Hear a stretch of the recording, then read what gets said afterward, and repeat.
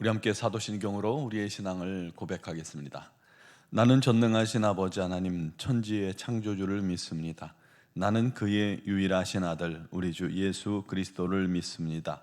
그는 성령으로 잉태되어 동정녀 마리아에게서 나시고 본디오 빌라도에게 고난을 받아 십자가에 못 박혀 죽으시고 장사된 지 사흘 만에 죽은 자 가운데서 다시 살아나셨으며 하늘에 오르시어 전능하신 아버지 하나님 우편에 앉아 계시다가 거기로부터 살아있는 자와 죽은 자를 심판하러 오심입니다.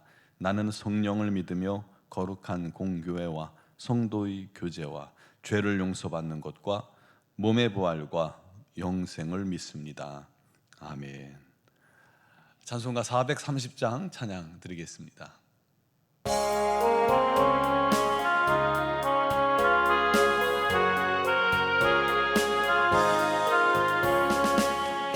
주와 같이 길 가는 것 즐거운 일 아닌가.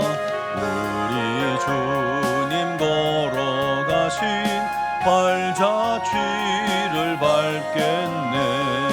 한 걸음 한 걸음 주 예수와 함께 날마다 우리 걸어가리. 어린아이 같은 우리 미련하고 약하나 주의 손에 이끌리어 생명 길로 가겠네. 한 걸음 한 걸음 주 예수와 함께 날마다 우리 걸어가리. 꽃이 피는 들판이나 험한 골짜기라도 주가 인도하는 대로 주와 같이 가겠네. 한 걸음 한 걸음 주 예수와 함께 날마다 우리 걸어가리. 옛 선지자의 녹같이 우리들도 천국에 들려 올라갈 때까지 주와 같이 걷겠네. 한 걸음 한 걸음 주 예수와 함께 날마다 우리 걸어가리. 아멘. 오늘 주신 말씀은 욥기 23장 10절 말씀입니다. 욥기 23장 10절 말씀을 봉독하겠습니다. 그러나 내가 가는 길을 그가 아시나니 그가 나를 단련하신 후에는 내가 순금같이 되어 나오리라. 아멘. 2016년 황해도에서 함께 자란 친구 이철은 씨와 최승혁 씨가 목숨을 걸고 탈북했습니다. 이 이철은 씨는 이 보이부 원이에요. 아주 힘이 있던 그런 자리였는데 친구를 위해서 목숨 걸고 탈북을 감행합니다. 배도 없이요, 맨몸으로 서해를 헤엄쳐서 한국으로 가기로 한 겁니다. 칠흑 같은 어두운 밤바다를 향해 뛰다가 이제 이게 만주인 줄 알고 뛰었는데 이게 썰물시가 아니라 또 이렇게 뻘밭을 포복도 하다가 결국 바다에 뛰어듭니다.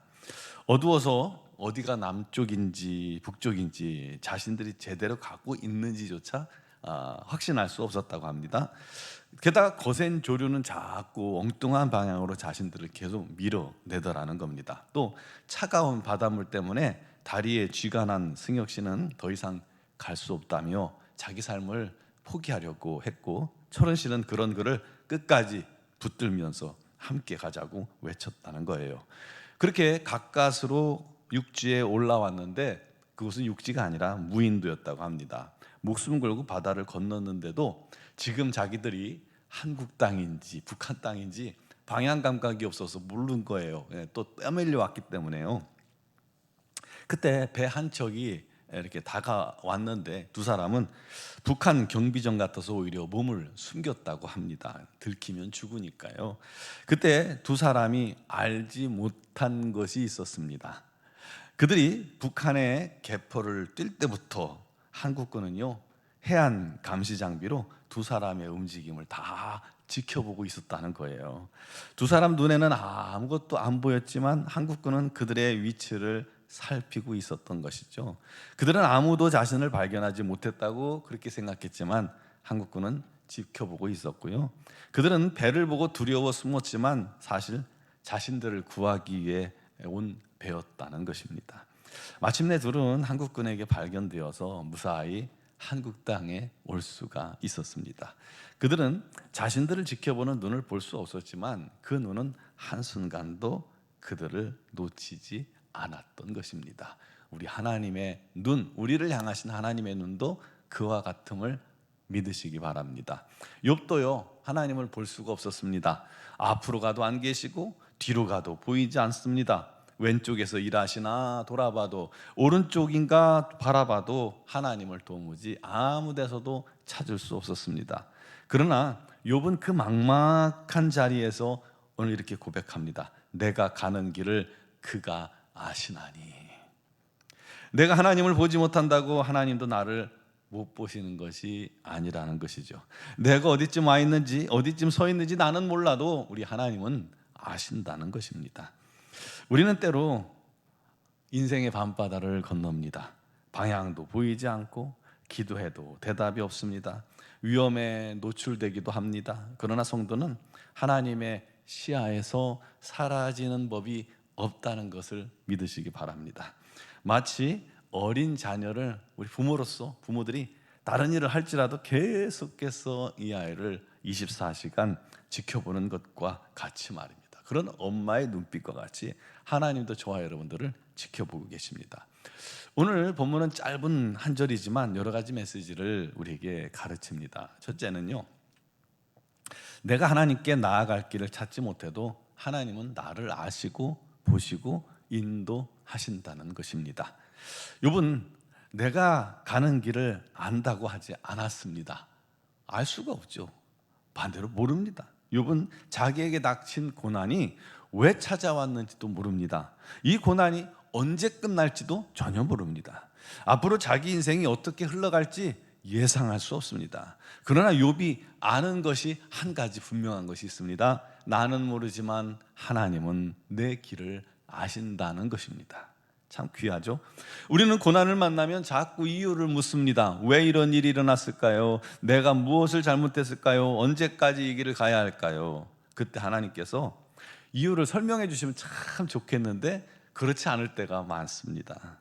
대신 하나님은 우리가 하나님을 끝까지 신뢰할 것을 기다리십니다. 그때 우리도 고백해야 합니다. 나의 길을 하나님은 아시나니 하나님을 신뢰합니다. 하나님을 믿겠습니다. 욥의 친구들은 욥을 오해했습니다. 죄인으로 판단했습니다. 가깝던 그들이 그를 멀리합니다. 종들도, 전에 부리던 종들도 멀리합니다. 그러나 하나님은 진실을 알고 계십니다. 사람들은 몰라도 하나님은 아십니다. 그때 기억할 것은 이 고난은 하나님께서 나를 버리신 것이 아니라 나를 단련하시는 과정이다라는 것입니다. 그가 나를 단련하신 후에 내가 정금같이 순금같이 나오리라. 욥은 이유 없는 고난을 불행을 넘어서 단련 과정으로 보고 고백한 것입니다. 여러분, 그게 지혜로운 것이죠. 때로 고난은 우리를 자신을 돌아보게 만듭니다.